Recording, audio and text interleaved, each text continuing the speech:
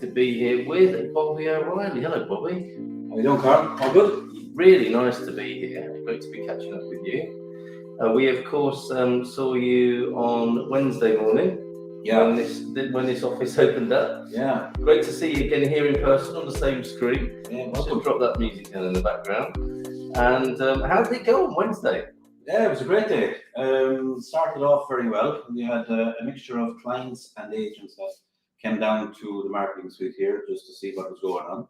And we had a fantastic load of reservations done on the first day. And they continued over the following days on Thursday and Friday. And I'm expecting quite a good turnout today as well, big weekend. Excellent. So we open today on Saturday morning, ready for business today. People can come and see. I mean, behind us we've got the promo video, which tells us a little bit about the development that's going to be happening here. We've got a site basically. You haven't broken ground just yet, or have? No, actually, we've just started breaking ground. If you look outside, oh yes, there's a truck. Truck driving past. Perfect timing. And there's a couple of JCBs, etc., driving around there as well, and digging big holes and putting in starting to do the actual manuals for the main infrastructure. And that's how these things work, isn't it? Months and months. It doesn't seem like anything's happening, and then bang, in the last little bit, the thing's rising out of the ground. Wonderful. So how excited are you about that? What's very excited. It's great to see it actually moving now, because this has been 3 years in the planning. Has it? And yeah. So it's been a journey. It's been a learning curve as well as everything else. But we believe at this stage now we've got a very good product for the market here, adding to the housing crisis that sort of ease it a little bit. Yeah. And we actually had a lot of people coming from Lisbon with regards to moving from Lisbon, selling their homes in Lisbon in the future, and from the other side of Lisbon, to the South Bank here. So, tell us about that phenomenon, because when I first lived here 5 years ago at Aroeira, just by some quirk of circumstance, I knew nothing about the place. Someone suggested it might be a good place to live. Struck me that being south of the river was a really good idea, even 5 years ago. And people, you saw that a long time ago, didn't you? Yeah. Why has it taken so long, and what's gone on in that 5 years? I think it was sort of originally a lot of people had lived here or that had lived here before. It was sort of nearly as sort of the poor brother of the north side, the Lisbon side. But I remember when I started selling properties in Portugal, and I lived in Seixal, and I didn't even know that the Herdade area or this area even existed at that stage, because I was crossing the Vasco da Gama bridge into Lisbon every day more than anything else. And then I got a listing in the Herdade from a client, and I had to go look at it, etc. And I found, wow, what an amazing place. And I just said, I want to live here. And I set my mind on that. And then a couple of years later, I found myself living there. But I sold over 50 villas inside the Herdade, mainly to foreigners, of course, because I was in the Golden Visa program. But I've seen the prices rise steadily over the years. And then, of course, when you had the pandemic, and when they sort of came out of the pandemic, the prices just took a huge jump, because people then decided they wanted to, a different style of living. Yeah, quite a nice place to be during the pandemic, right? On the Herdade, it's its own little ecosystem and world, isn't it? There, it was fantastic in the sense that people had a lot of green space. You got 3 million square meters of really? Yeah. They got 2 golf courses, etc. But the golf courses became everything from a picnic area to a full soccer field, on fairways, etc. But it became a sort of a scene from The Walking Dead, just as people were starting coming out, as people were sort of walking, afraid of each other, but walking up down the side of the golf when you were allowed out walking, etc. But it was my 2 kids, for example, we cocooned with 2 other families, that kids more or less the same age. So, and we were in the same area, so we were able to sort of visit each other and but also had those outdoors, and you could walk direct down to Fontatelli, down to the beach.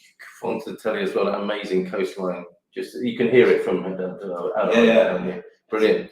Okay, so and that's what I used to do, is catch the bus from just outside the Aroeira compound there over to here to Forest de Moura, which is part of the plan here. Right? You're right on the railway line. You can walk from this site where people are going to live here, at Herdade Meio, to Forest de Moura station. And how long does it take to get into town? 15 minutes to complete. Right, superb. Yeah, and the trains are quite regular. In the morning they're every 10-15 minutes, and then even during the day they're every 20 minutes or so, like even when it's not rush hour.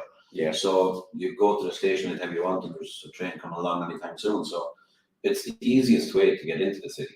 Of course, you can drive, it's only 12 kilometres. Yeah. If you want to drive, it's 12 kilometres, and if you're not going during the rush hour traffic time, it's 15 minutes into Marcus Bombal. Wonderful. And you were saying, as we had a little drive around earlier on, people can see the Lisbon skyline. Yeah. You can't see that if you live in Lisbon, can you? No. You can see the Lisbon skyline from here, the April 25th bridge, and the Yeah. Cristo Rey as well. Exactly. So from the top half of the site, so from phase 1 and 2, you have views over the Lisbon skyline and the April 25 and the Cristo Rey. Yeah. Superb. That's going to be wonderful, isn't it? I really enjoyed that last night, being back in the area. And the whole idea of being able to get into town to go by public transport, we can see it actually behind on the screen behind us there, is all part of a bigger sustainability concept and plan. Tell us about that. Yeah, so the house itself, as probably people know by now that's been listening to Herdade already, it's based on sustainability living, with the solar panels and the batteries that will store and the inverters that will supply. But also you're connected to the grid, so you can actually backfeed into the grid and get paid. But when you're not using, so instead of paying EDP, they pay you, you know. So a lot of people will be really pleased to hear that. Any opportunity to get a little bit back at EDP, so that's another box to Credit bill. Yes. But I think also what's a big part of it is that everything's changing. I think I don't know how many years we have left before we all have to be driving electric cars. But I think it is the way of the future for sure. Yeah, the hybrids and the electric cars going forward.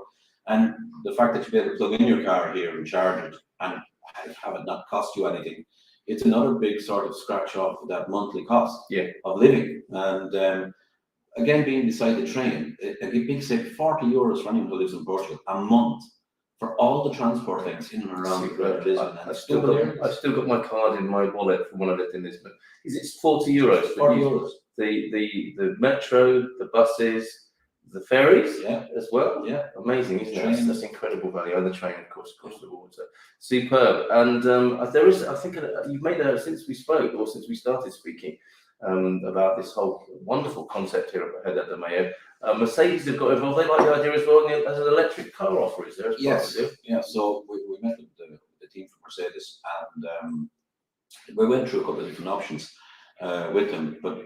They want actually in about 3 weeks' time or 4 weeks' time, I have to find out the exact date. We're going to have a little sort of an opening of the phase 2. Oh, excellent! And can we also, absolutely, and we'll have the car on display as well here from Mercedes, and the offer, etc., and how it will work and so on. But you're looking at around €25,000 for a brand new car, right? Which is it's the Smart Family, which is a 5-seater car, electric, of course, and does about 460 kilometers per charge. So, like, okay, much better, you know. And Mercedes are very excited about your plans. I know. Yeah, actually, I shouldn't say we're even excited about buying results. Yeah. We went looking for a car and just thought to say, okay, we'll get to buy one of these. You put me down for one. Okay. And that is possible for anyone watching now if they want to. There's only a couple left, basically. Yeah, we've got 5 left in phase 1. That's it. Really? Yeah. Right, okay. So, or 4 actually, because the one was sold last night. Excuse me. Do you want to check your phone again just to see if there are any left? That's great. I mean, what a result. Yeah, no, we're very happy. And of course, now we have to do all the follow-on. Yeah. So we have all the reservations done, but now, of course, this is where the hard work starts, getting the contracts organised and so on. But we have a great team of people here to help, for everybody to understand what we're actually doing here, because it's one thing to come down and say, okay, we're selling houses, but it's a completely different concept to say what anyone has gone before to a site to see, because normally they go down and say, okay, this is a house, and they know the area, but here there's so much involved.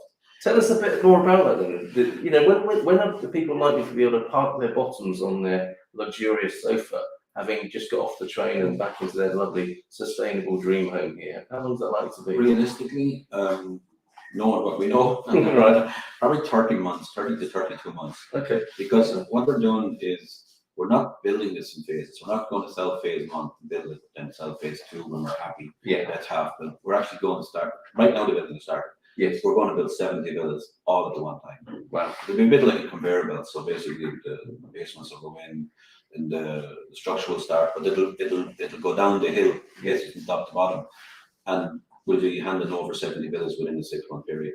Wow. So a really exciting Couple of years ahead then. Yeah, that'll be a busy couple of weeks. Yes. Well, it'd be lovely to pop back from time to time to check on the progress. This is the wonderful model. It's got a little button on it, and it lights up. It's a brilliant model here in the sales office. Oh, I think, look, T-Duck, top producer T-Duck is just about to push the button and put the lights on. There you go. Fantastic. Yeah, that comes with it as well. So every night, someone will come and push that button. Yeah. Right, okay. And all the lights in the whole development. There it is. There it is. That's fine. Let's just zoom into that. You might want to talk us through this.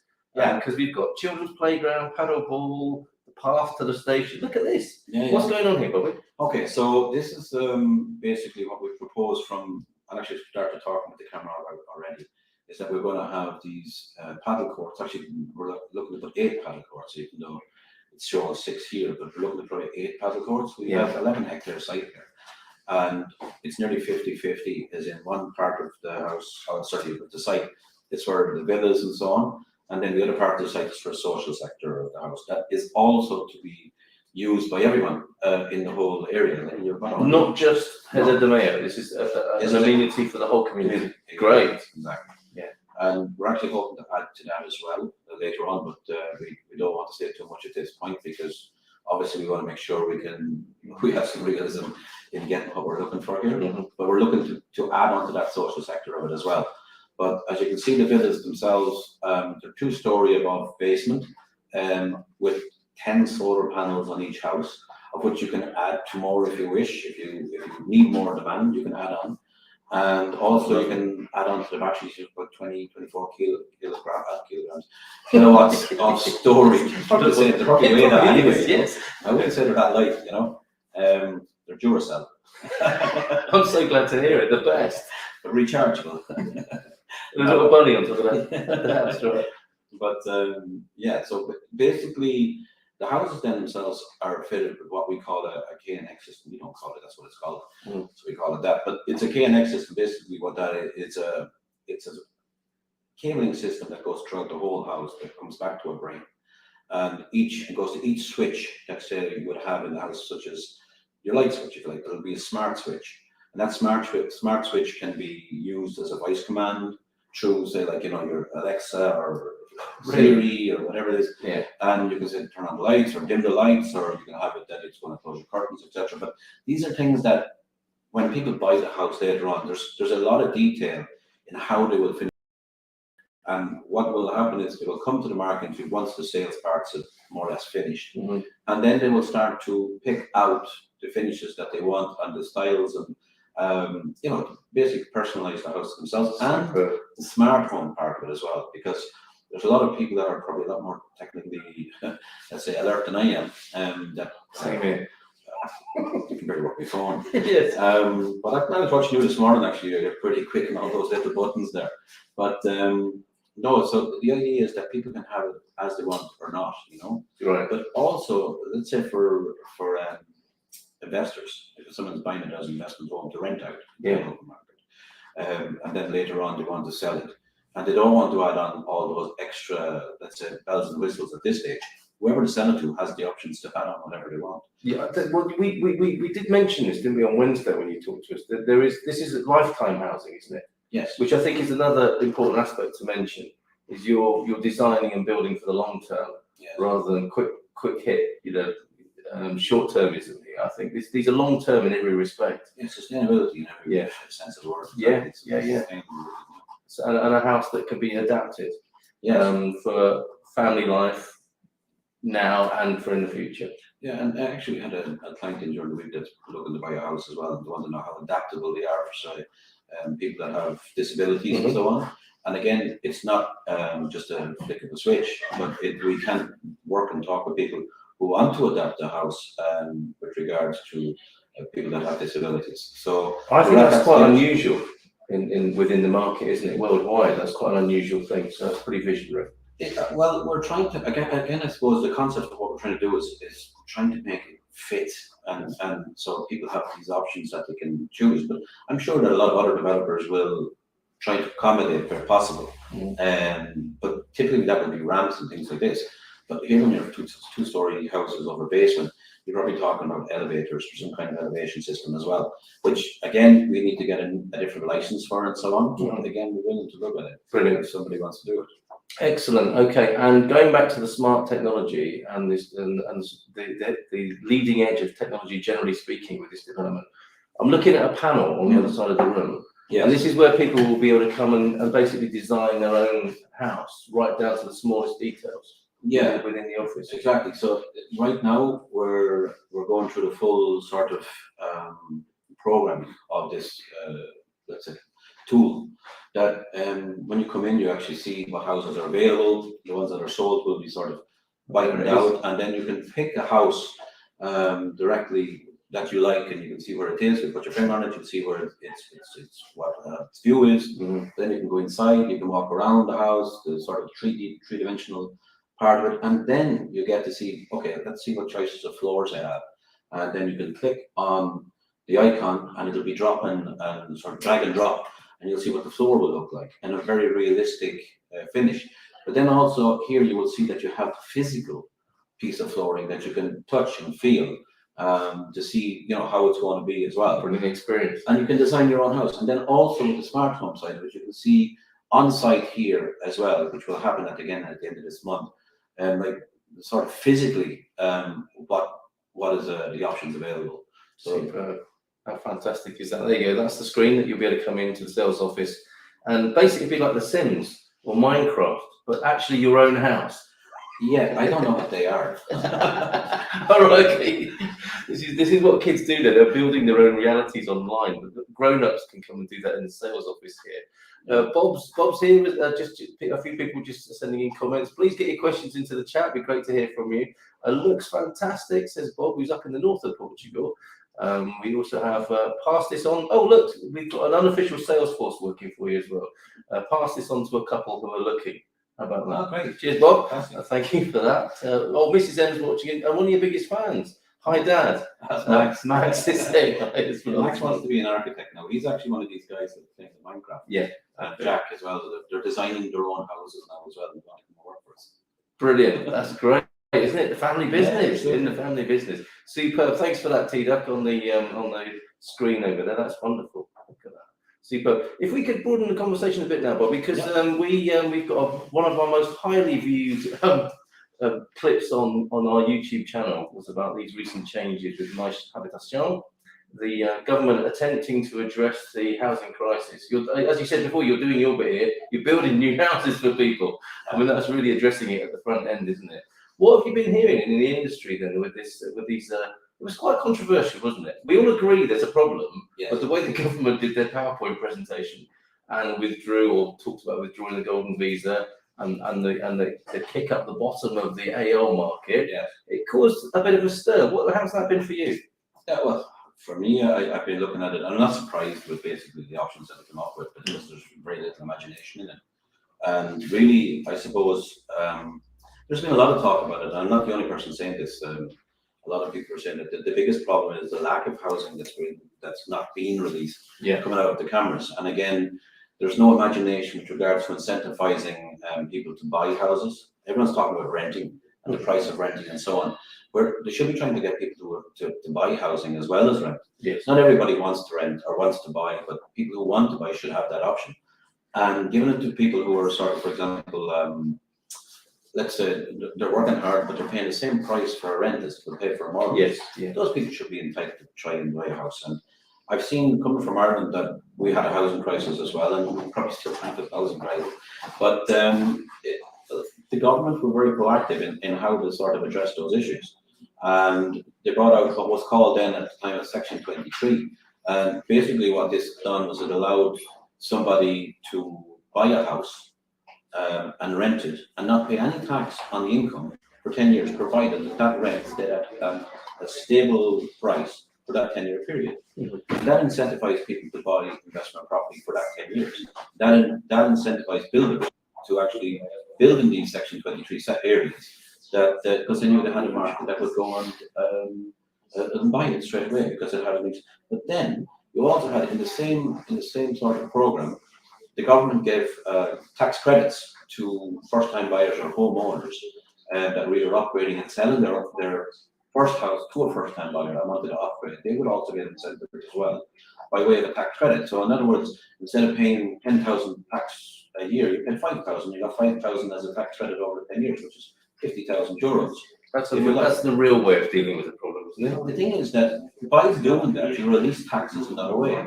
If you incentivize these people to buy and even build to rent back, the numbers will actually increase the tax take because you still have your purchase tax, which, to be honest with you, I think is a little bit high for first-time buyers or homeowners, and investors probably should have a different tax than, say, homeowners, people that are looking to raise their families, etc. The government need to find ways, and they're there, that can actually help to take in more taxes by having more housing and incentivizing the people to buy and the people to buy to rent back too. So you actually have a lot more supply within the market. And there's a big there's a big bottleneck within the cameras with regards to the amount of housing that's coming out. And I can understand I believe there's a shortage of actual people within the cameras to handle the size of the issue they have. And they have to start looking at recruiting, I believe, in the cameras as well, to work through the volume that they have.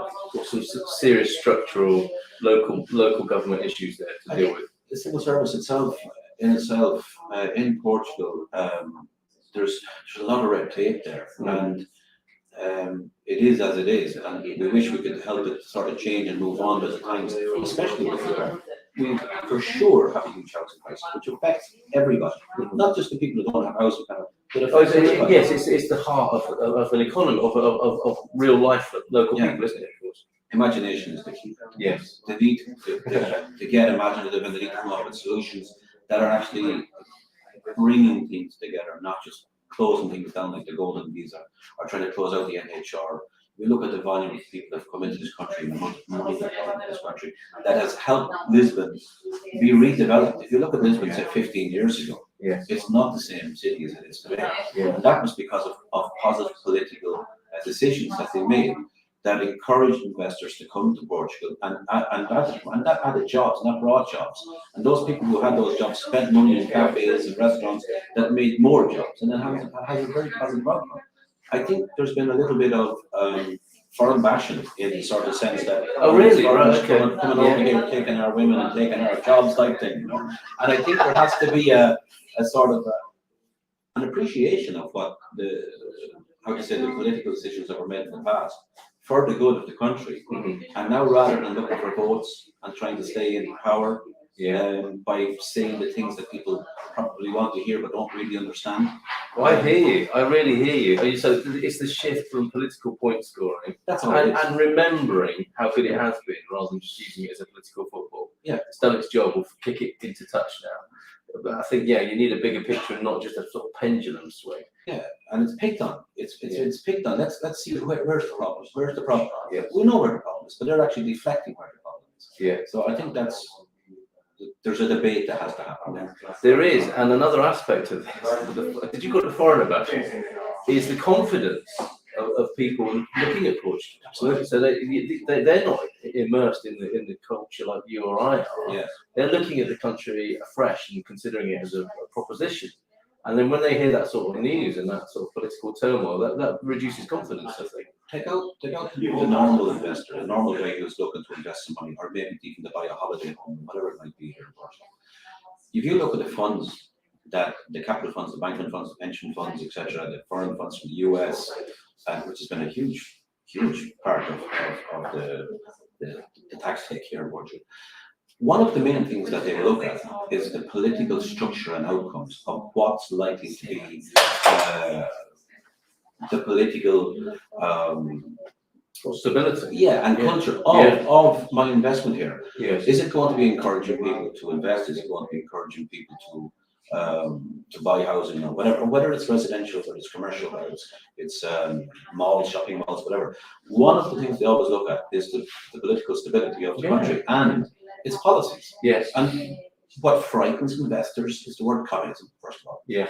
It's different here though, everybody. The C word is different in Portugal. You do need a bit of nuance and context with that. Yeah, if you look at Seixal, which was a communist municipality for many years, it's done fantastic things. Yeah. Like if you look at Seixal over the last 5 years, it's not the same town. Yeah. It's just it's buzzing, it's live, it's energetic. When you bring people down there, they just love it. And I would say 90% of the people, say from the north side up towards Seixal, have not been there, hasn't seen it, and just realized, but when you go there, it's like, it's wow, it is, it's got this wow effect now. Certainly. And What's it been like though, Bobby, when you talk to an American investor and you mention the word communism, or don't you? don't bring it up. Don't mention it. Okay. No. Yeah, Because they have a view, they have a different concept. absolutely different view. You're like a polar opposite. Well, you know, very different view anyway. Yes, a deeply emotional one, you might say. Yeah. Well, this is amazing. So we could encourage the Portuguese government. I mean, you know, that's a bit arrogant of me perhaps to suggest this, but to be, as well as looking inward and looking for support across the coalition, to be thinking about how this might be perceived from the outside. Because I don't think that's going on at the moment, is it? I think the opposition is going to jump on this, to be honest. Really? Okay. Absolutely. I think they'll jump on, because they're the ones who brought in the good ideas in the first place. Yes, okay. But what the socialist government did is just didn't do away with them at the time, because they were good ideas. Yes. You know, yes. and it was bringing in plenty of tax take. Yeah. That could feed into their social agenda as to how we're going to basically buy votes for the next election. Yes. But I think to be honest, people need to wake up and smell the coffee and basically see what's going to butter their toast in the future. You know what I mean? And Coffee and toast analogies, love it. it's a breakfast, you know? Yeah. But the thing is that I think it'll happen. I think the opposition will jump on this, and I hope so. And I hope that the different lobbyists within the real estate industry and with the construction industry, etc., as well, call this for what it is, you know, and basically show, and they're able to show, and TV programs, etc., that are the primetime TV shows, that the political shows. Not in Portuguese, I don't understand any of them, but the thing is that they're able to highlight the reality, Yes. and the options that can be there, Yeah. and look at other places that have the same situation and see how to solve them. I mean, there's an idea. Maybe talk to the private sector as well. Absolutely. And talk to other countries that have managed to resolve, because it is a global issue, isn't it? The housing crisis, globalization, foreign investment, the effect of foreigners coming into a country. This does need a broad and intelligent discussion. Absolutely. And this is a kind of, how would you say, it's a problem that's never going to go away. Because if you look at the population now, it's 8 billion in the world. It's going to go up to around 25 billion in the next 50, 60 years. Yes. Housing is going to be an issue. My father always said people have to eat and need to have a roof over their head. Yes. So you're in one of those business, you know, you should be okay. Yeah. But the thing is that housing is going to be required for the future. We need to be looking at 10, 15, 20 years down the road, not what we need now. And if you look at this, the short supply that we have and where the demand and the need is, the gap is getting bigger every year. Yeah. And by trying to stick your finger in a hole in the dam to stop the dam from bursting, it's a very, very short-term solution. Yeah, and if you're looking at a 25-year timescale that you're talking about, and politics tends to work on 5-year timescales, it's not a good fit, is it necessarily? Politics, the first job of politics is to be in power. That's it. Yes. And then, but it's never really about. I don't think so. No, they came to a big, huge debate. But what I would say is that be in power and then do something while you're there. Yeah. For the real reasons. But I think if you do it for the real reasons, you'll stay in power. Yes. And if you're doing it because you're trying to feed into a base, as you see what happens to Mr. Trump, Yeah. it'll only go so far. Okay. Eventually, the scum floats to the top, you know. So you're going to get caught out. I was wondering if we could leave the political discussion on a more positive note, but scum floating to the top Yeah, okay, so let's bring it back, because you are doing something, let's face it, you're doing something imaginative, visionary, sustainable here. It's incredible what you're doing here. There's only a few left, by the way. Well, no, phase one, but there'll be phase 2 and phase 3 still to go. And we're basically, how do you say, we were not going to be sort of holding on to them for months and months and months before we release the second and third phase. What we want to do is do it in a sort of a mannerly order. So, like, basically, for me, phase 1 actually is probably the best phase because of the view. Yep. Basically. The one we mentioned, the bridge, the Cristo Rey, the exactly. Lisbon skyline. Exactly. Fantastic. And the price point, after having had so many people come in here, and as I said before, I don't consider it cheap. I think it's fantastic. And if you go on any of the Idealistas, Virtual, any of these, how do you say, apps or whatever. Yeah. The The usual suspects. Yeah, exactly. I'm trying to find something that this has under €1 million within 15, 20, even a half an hour radius of listening. You won't find it. And here you're looking at €545,000, right, for a 250 square meter with a private focus at a train station to get to Lisbon in 5 minutes. And has all the solar and social and all these extra bells and whistles. Yeah. That's amazing. Are you thinking to yourself while you're saying that I could actually be charging a bit more for these? I actually know I'm getting a lot more. Yeah. But my partners in this as well. They're more interested in getting it sold as well, than just dragging it out. So if we sat here, we could put a big price on it, and we will sell it. But we're not about that. We're about creating something. I understand. Selling it today to people who really want it. Yeah. And then basically moving on to the next project and doing the same thing.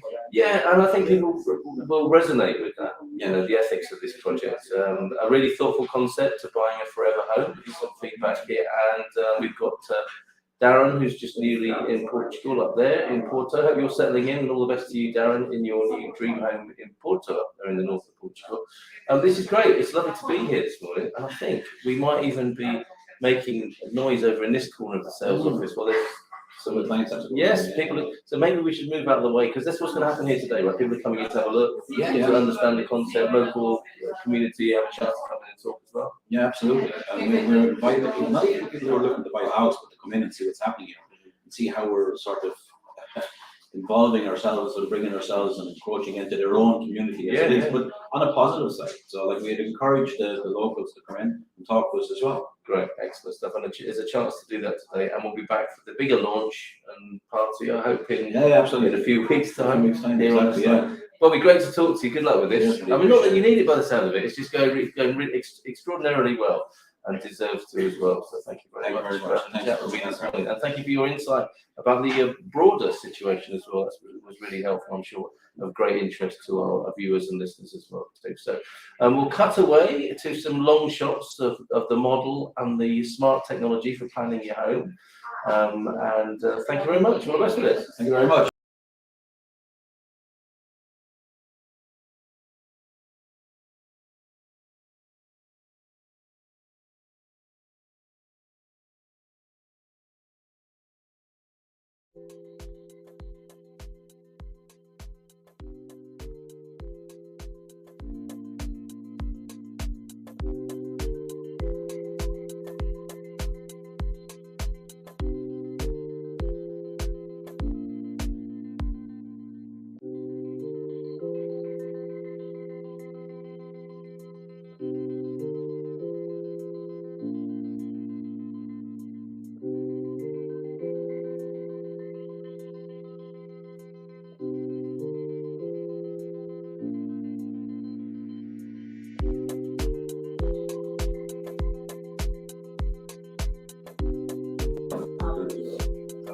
There we go. Yes.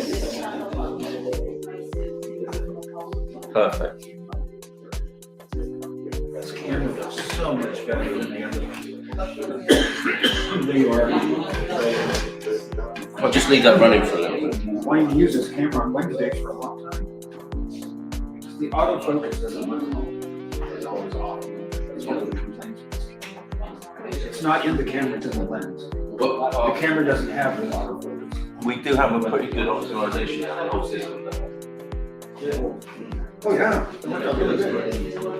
Great job. Came in with your boxes. Look, bam. I got it again.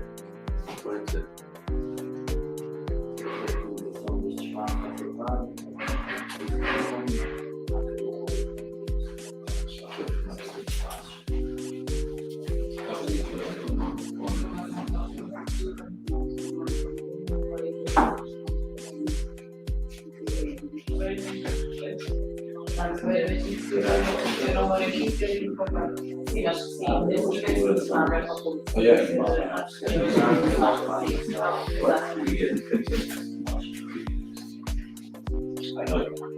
That was really on air because that camera's on too. Oh, I was there taking the picture. Whoops. Depending on how much the food, we're done here, right? You don't need it. I think we're good.